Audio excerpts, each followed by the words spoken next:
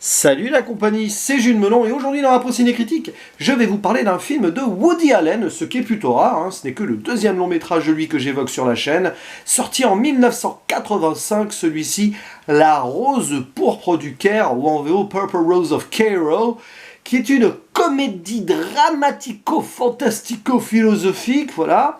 On essaye de faire simple, mais c'est pas évident justement comme métrage, dans lequel on retrouve au casting Mia Farrow, Jeff Daniels, il y a également Danny Aiello, Diane West, qui joue aussi la mère dans Édouard aux mains d'argent, celle qui recueille Édouard, pour une histoire particulière qui se déroule en 1935, au milieu de la crise économique aux États-Unis, dans la ville de New York, comme souvent dans les films de Woody Allen.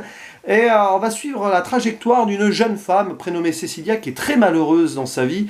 Elle a un mari violent et toxique, elle a un boulot pas top, clairement, où son patron ne la considère pas, voilà, elle est serveuse. Et du coup, pour se changer les idées, elle va souvent au cinéma. Et un beau soir, elle tombe totalement amoureuse d'un long métrage, là, nouveau, qui est proposé ainsi, et qui s'appelle La Rose pourpre du Caire. Nous avons donc ici un film dans le film, et j'adore ce procédé. Et du coup, elle a envie d'y retourner, encore et encore, parce que quand elle rentre chez elle, elle se rend compte que son mari a bu, n'a pas cherché du boulot de la journée, a préféré jouer avec ses potes, c'est une horreur, quoi. Et à force de faire toujours la même séance, à un moment, elle va attirer l'attention d'un des personnages du film. Oui, un personnage nommé Tom Baxter, joué par Jeff Daniels, un explorateur aventurier donc qui est parti au Caire dans le film et tout, et qui en a marre peut-être de toujours se projeter lui-même dans la même séance, de toujours faire la même chose à travers les bobines de différents endroits dans le pays. Et voilà, il la voit, et il décide de sortir de l'écran, et donc d'aller la rencontrer. Et les deux vont vivre une aventure dans la vraie vie, un personnage de fiction, une femme réelle qui a envie de s'évader, de changer de réalité, et voilà. Et bien sûr, à un moment, il va y avoir des interactions autres, notamment avec les acteurs du film, dont l'acteur qui joue le personnage, donc Jeff Daniels va se dédoubler, etc., etc. Ça se transforme en pseudo-comédie romantique, beaucoup de discussions philosophiques, notamment entre les spectateurs dans la salle, qui ont été témoins de la scène, et qui discutent avec les personnages du film, qui se rendent compte que, il se passe quelque chose qui va pas, c'est totalement barré, mais c'est brillant. Et c'est fort parce que, en fait, si j'ai voulu voir ce film, c'est que j'aime beaucoup un métrage du même genre, sorti après, donc qui a peut-être été inspiré par ce film, qui est lui-même inspiré d'une pièce de théâtre d'ailleurs. Ce film, c'est Last Action Hero de John McTiernan avec Arnold Schwarzenegger, brillant, où t'as un petit garçon qui va dans le film, et à un moment même des personnages du film qui viennent dans la réalité. Et voilà, sauf que là on n'est pas dans l'action, etc., pas trop dans l'humour non plus. C'est plus dans la réflexion, mais j'adore ce procédé, et je pense que ce film a été inspiré un petit peu aussi d'un certain moyen-métrage qui est sorti dans les années 20, Sherlock Junior de Buster Keaton, qui pareil, si vous ne connaissez pas, regardez-le, il est sur YouTube en gratos, parce qu'il est tombé libre de droit tout simplement, dans le domaine public.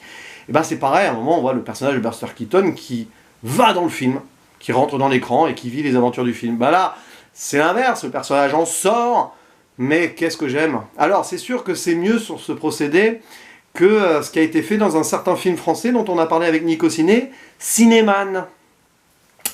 Voilà, je n'en dirai pas plus, on a fait une longue vidéo à ce sujet, mais franchement, voilà, j'ai toujours été, on va dire, fasciné par ces mises en abîme méta, on peut citer Réalité de Dupieux dans un autre genre aussi. Et donc ce personnage qui arrive pour se libérer de son train-train quotidien, il veut goûter à la réalité et rencontre une femme qui elle aussi veut se libérer de son train-train quotidien et vivre autre chose. Donc trajectoire qui se croise des deux, chacun voulant vivre ce que l'autre vit plus ou moins, mais se rendant compte qu'en fait c'est pas forcément mieux dans un sens ou dans l'autre, si ce n'est leur connexion. Voilà, et j'en dis pas plus. Et finalement c'est un film qui ne repose pas uniquement sur son concept. C'est ça qui est bien. On a le témoignage d'une époque difficile en Amérique, donc cette crise des années 30, après le crash boursier de 1929. Ce mari horrible là, qui, on sent pourtant, il est très attaché à sa femme, mais très violent aussi, il ne lui laisse aucune liberté, et elle n'arrive pas à s'en détacher. C'est dur quand même de voir ça. Et puis tous les à côté avec la production du film ou les acteurs qui essayent de sauver la face, les personnages du film aussi. Waouh, c'est voilà, c'est un film qui ne se décrit pas, qui se vit. Et il est considéré comme l'un des meilleurs Woody Allen, pas forcément le plus reconnu et le plus réputé, mais aussi l'un des préférés du réalisateur lui-même, qui en est très fier. On peut le comprendre, voilà.